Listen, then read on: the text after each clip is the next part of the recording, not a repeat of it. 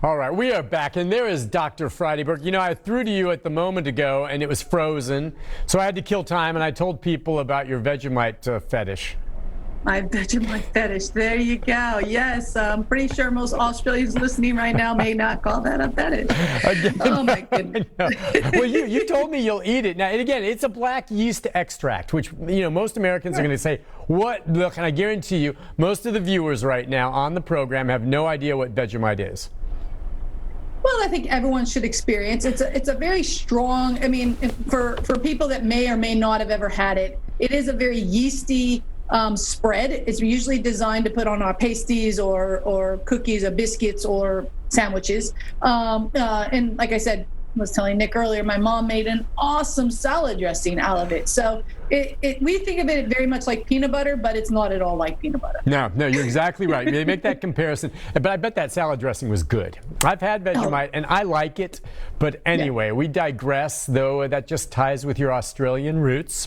There you go. Thank you for joining us today. We got calls coming in, but before we get to those, and again, the lines are open if you want to join us, folks, for Dr. Friday on financial questions. So what's your take now? I think you and I both agreed the last few times you've been on that, you know, don't hold your breath on another stimulus plan. But now we see the concern with the COVID, you know, spiking again. We're stepping back a bit. It may mean that other people go out of work again, and that you see Congress and the White House maybe leaning toward another stimulus payment. What are you hearing? I am hearing that is definitely on the table. I think one of the first things we're going to hear more about would be the extension for unemployment. We all know that is ending on July 31st as of right now. Many people are getting very stressed because the jobs haven't come back in many industries. You know, Nashville itself went from a phase 3 to phase 2, closing many businesses back down to almost being closed. So there's a lot of concern. I'm still not convinced that they're going to mail out checks just to the mass. You know, everybody's going to get another check. I'm hoping that it's going to be a little bit more targeted to those that were truly directly affected by the COVID. Not just everybody. Yeah, and I'm wondering, with regard to unemployment, I'm glad you said that because you're absolutely right. If someone had been on unemployment, and let's just say within the past couple of weeks when things reopened a bit more here in Nashville, they went back to work, okay? And so they came off unemployment, they went back to work, but let's just say they've worked for 2-3 weeks, and now all of a sudden the business, based on the fact that there's further restrictions, said we just can't do this, we're going to have to lay you off again. Do they have to go through the process of applying again, or is that kind of the way it works? Absolutely. It's considered a new unemployment benefit. So that's why many people are very leery of getting off unemployment to go back to their job, because their job is in an industry that may be tourism or bars or restaurants. And the fact is they could end up unemployed again. Well, that's exactly right. But as you said before, and we discussed this, legally speaking, if your place of employment has reopened after you were laid off and says, we got your job, come on back, we're ready for you, and you refuse to go, under those guidelines, except maybe in some rare exceptions, you lose your unemployment if you turn down, work that's there for you, correct? Exactly. So think of the confusion from the standpoint of a person that is getting a check right now from unemployment. Their employer calls, I'm a waitress at a restaurant in downtown Nashville, usually make a decent income, but they're only half opened and I'm not going to have the number of tables. Long story short, now they went back to phase 2. So now they can only have drive-through only or something. My job's gone again. Now I have to start all over on unemployment. It's very frustrating. I got lots and lots of phone calls on this subject, and I don't have any good answers, to be honest, because I'm one that says you need to get back to work. Yeah. But the job isn't really there. I know, and it's not there. And then, of course, going back and having to reapply, hopefully they'll be better prepared to deal with what may be another onslaught of applications. But you know how hard it was, and I'm still hearing from some people who said haven't gotten it. They haven't gotten it, and they're going through the computer system and all that, and I think the Department of Labor is really upgraded, so I think they'll be better prepared. But who wants to apply again when they have to go through all of that? Exactly. And then you go for weeks without money because the job's not giving them money, the unemployment's not coming in, you've got family and responsibilities. It is a difficult place to be. Yeah, no question. And you're right, though. The end of this month is when that $600 from the federal government that was supplementing the state unemployment is scheduled to go away. And for a lot of people, that was pretty sweet. I mean, if you're talking about making the maximum from the state, which is $275 a week, okay, is the most you can get, which, by the way, as far as states go, that's pretty pitiful and low. A lot of other states pay much more than that per week. But that's the most you can get in Tennessee. And a lot of people don't get that much. But if you're getting that $275 plus the $600, people were making $875 a week, which is good money. You take that $600 out of the equation, and it's not quite the same ball game. And more likely, maybe then you'd be inclined to say, I'll go back to work because I need the money. Well, then, and then, of course, you have the argument that people are saying, well, is it safe to go back to work? Now everybody's wearing masks, blah, blah, blah. So, again, I'm a firm believer we have to get back to work, Nick. I don't think that we can support people off the workplace. I mean, I just don't think that's a healthy situation. But on the other hand, I do feel for people. You can't live off $275 a week unless that's what you were making as a waitress or something, and then that's your full paycheck. But most people were making a lot more. So you do think then that they're examining maybe extending that $600 beyond the end of this month? Absolutely. I mean, Donald Trump, he loves his executive orders and things, but he's very, very likely to push an executive order on that. They did extend the payroll protection plan that ended at the end of June. It's now going to go to August 8th. They've refunded that a little bit. In the state of Tennessee, for small business owners, there is now a disaster fund of over $200 million that the federal government has given to the states to start issuing to small businesses. Now, nothing to do with the everyday employee, but keep in mind, if the small business owner can keep the business open, maybe the jobs will stay open. Yeah, I mean, that's crucial. And you want people in the economy to get up and running, just to do so safely. And there's ways to do it if people just social distance and wear a mask and get it going. But I worry right now that we may take a step back before we can take another step forward. And I hate that. For people that are going to be losing their jobs. Well, we got a lot to touch bases on, but we got some calls. So let's take a few of those here in this segment before we have to take another break. We'll go to Jean. Jean, good morning. Hi, Jean. Good morning, Nick. I just want to call in and say good morning and hello to you, and that I enjoy all your Facebook updates. I think you do a great job on communicating some stuff by way of Facebook, and also that you're doing double duty now. I think you're doing a great job. That's all I got to say. Oh, that's very nice of you. Thank you, Jean, for calling. That's very sweet of her. Yeah, I'm doing anchoring in the morning with the morning show, so I'm getting up at 2 and going in, and she follows my Facebook page. Interesting little tidbit here that I just posted on Facebook. Deja Vu is an adult entertainment club in downtown Nashville. I'm not sure if you're familiar with it. You see the building down there. And so basically, it's a strip club. And under some of the guidelines that the state has in place to assist businesses, all right? And there's supposed to be monies available to assist businesses. I'm not sure exactly which fund it is, but under those guidelines, Deja Vu, for whatever reason, is excluded because it's an adult entertainment business. And now they're basically, in a letter that we obtained that they sent to the state, I think makes a very reasoned argument. Setting aside how you feel about strip clubs, they're saying it's not fair that all these other businesses are being included in this, and for whatever reason, maybe because you don't like strip clubs, adult entertainment is not being included. And then the point being is, well, if we had this money, it's not like, we're going to use it the way any other business would to try to have safety procedures in to make sure our women, who dance here are wearing masks. You imagine that, stripping and wearing masks. But I'm just saying there's going to be a legal action taken there if the state doesn't act. But for some reason, they excluded adult entertainment from that. And again, I think they make a reasoned argument. Why should they be excluded? Because federal law doesn't allow it, and all this money is coming from the federal government. So I'm not an attorney and far from an expert, but I do know when we fill out these applications, specific questions have to do with the type of businesses that you're operating, and federal government doesn't allow those particular types of business to get SBA loans. So they are being guided by the Fed, not by the state. It should be interesting to see what comes of this, but that is the main reason behind their decision to give it, is because they're following federal laws. Okay, how interesting. And you're right. I'm not clear exactly on the monies, but I bet there's federal dollars involved in that. And this is through the state that they responded to. But even if it is a federal law, I mean, again, I'm setting aside how I feel about these establishments, but they're taxpayers, okay?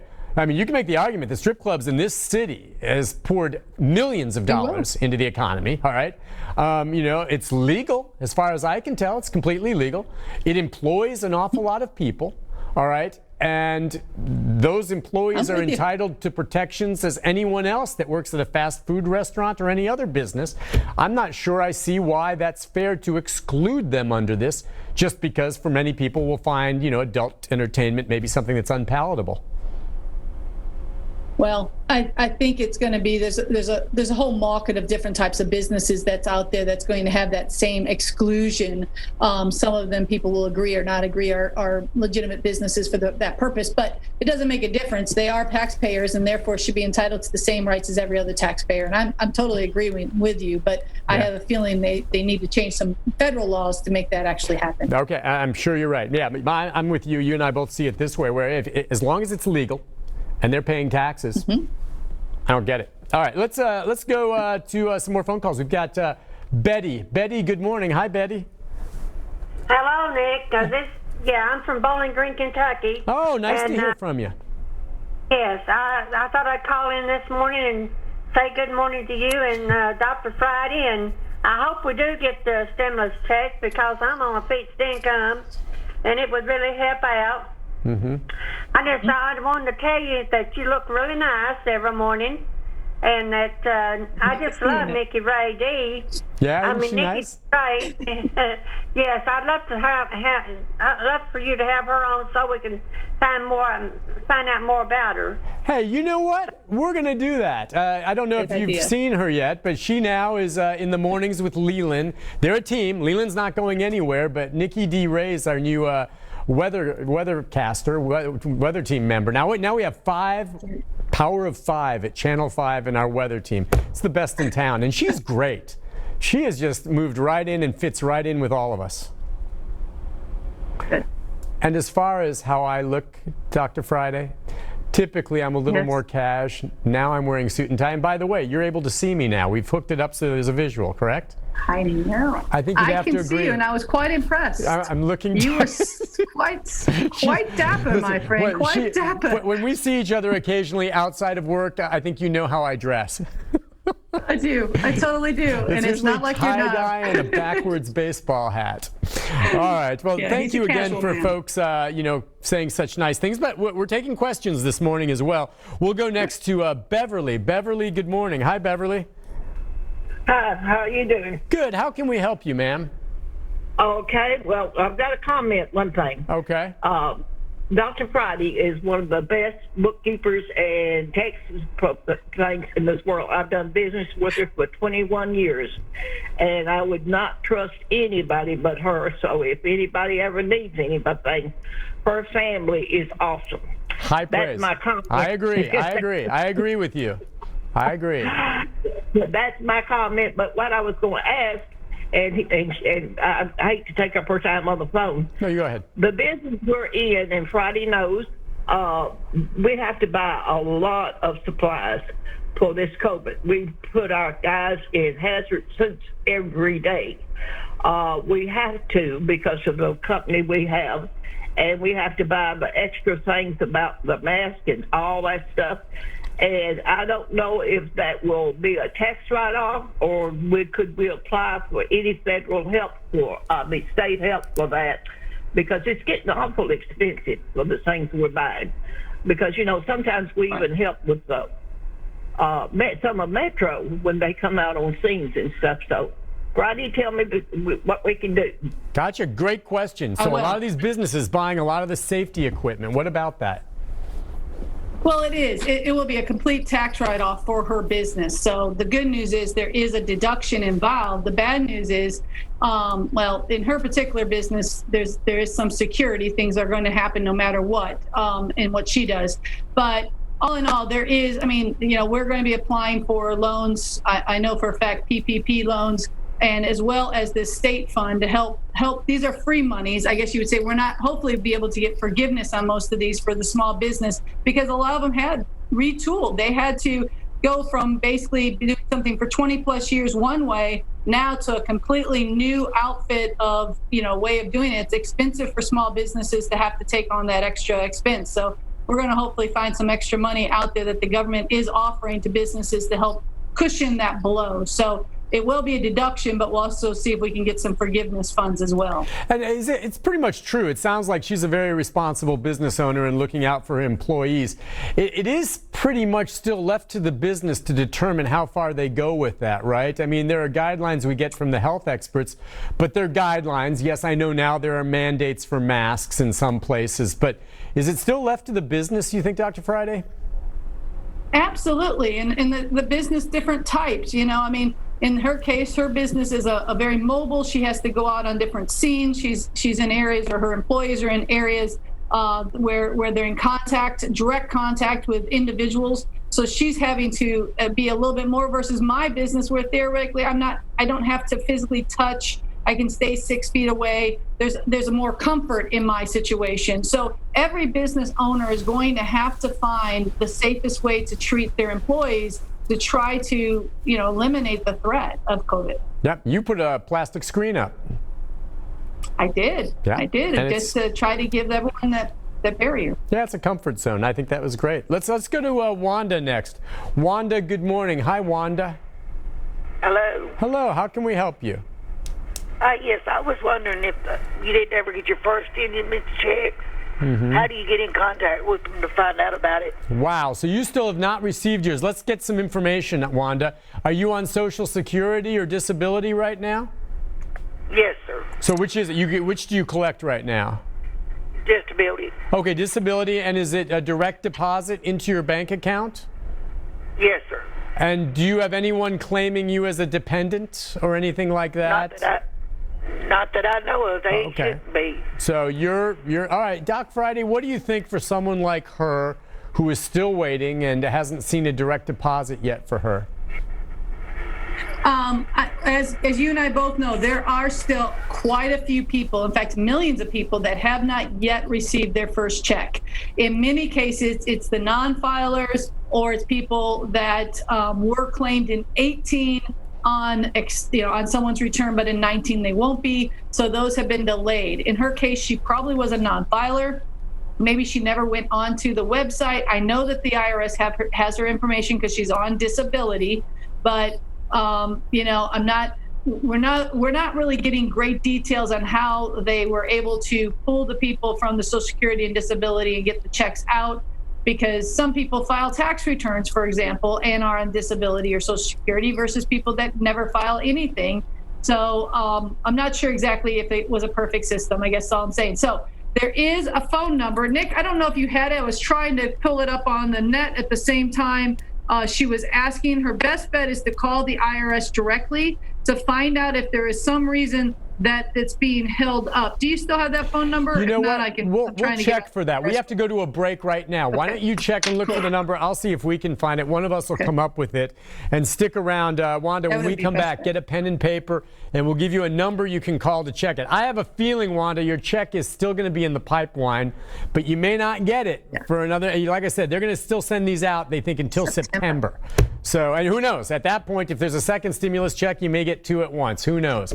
We'll take a break. We'll come back. The phone line's open, 737-7587. We'll see if we can get that number. More questions for Dr. Friday right after this.